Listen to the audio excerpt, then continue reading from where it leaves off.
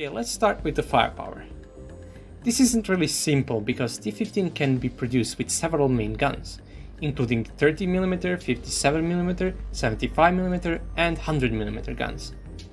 Currently the standard is 30mm 2A42 autocannon mounted on Boomerang BM weapon station that has interchangeable parts with Boomerang and Kurganet's infantry fighting vehicles station, since it is universal for all of those vehicles, which in turn makes this a very good decision logistics-wise. However, some T-15s have been made with AU 220M turret armed with BM57 57mm autocannon, which has a rate of fire of 120 rounds per minute, and a whole variety of ammunition including APF-SDS, guided artillery shells and multi-purpose high explosive. The penetration of APF-SDS is sadly unknown, however the secondary armament is what makes this vehicle good against tanks.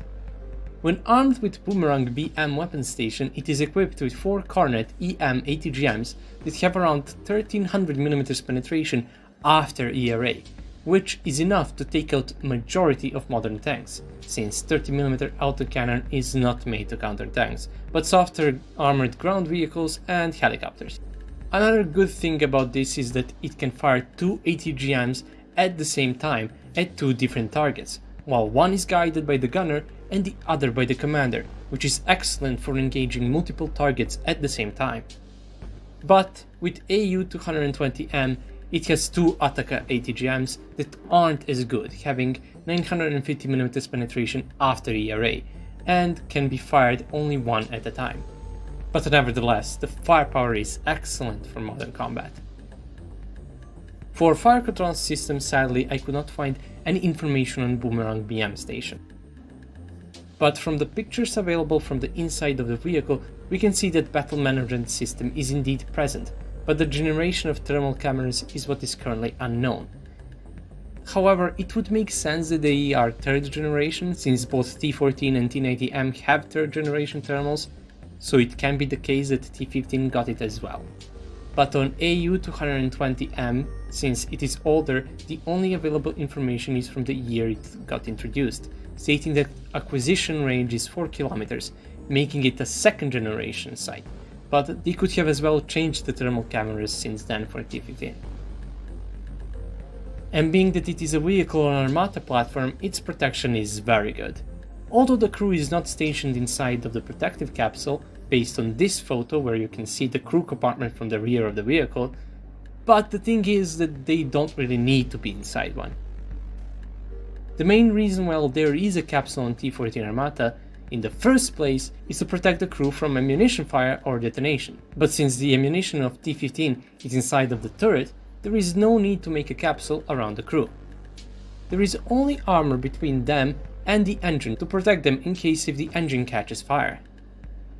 The front is equipped with explosive reactive armor nicknamed Malachite, and the armor is speculated to be equivalent to around 800mm against APF-SDS and 1400mm against heat, but it's not specified if it is with or without ERA.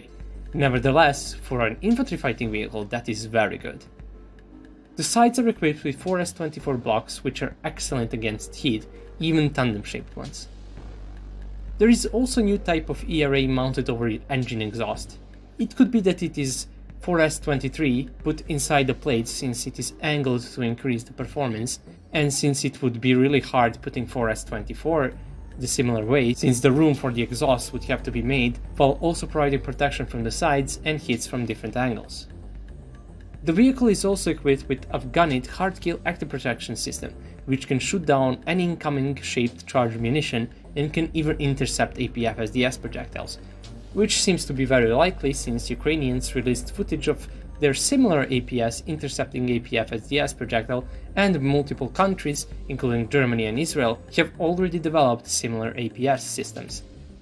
And on top of that, the vehicle is equipped with laser warning receivers as well as all-around cameras. The roof armor above the crew is covered with ERA to reinforce the protection against top attack ammunition, and the turret has blowout panels for the rounds of the main gun, which further increases its survivability. It can transport 9 troops inside, which is practically one squad of men. Mobility is also great. The vehicle weighs 55 tons and just like on T-14, the engine is 1350 horsepower X layout 12 N 360 engine, producing 4747 Nm of torque, giving it a maximum speed of around 70 km per hour, both forward and reverse. The engine's power can be increased to 1500 horsepower, but is capped at 1350 during peacetime to increase the engine's lifespan. It also has automatic transmission, and driver is equipped with front thermal camera for night driving and rear camera, giving him excellent view when controlling the vehicle. And that would be all. If you like my content, you can consider supporting me on Patreon. And if you can't, leave a like on the video and subscribe to the channel if you're new. It also helps quite a lot. Thanks for watching, and I'll see you all in the next video. Have a nice day.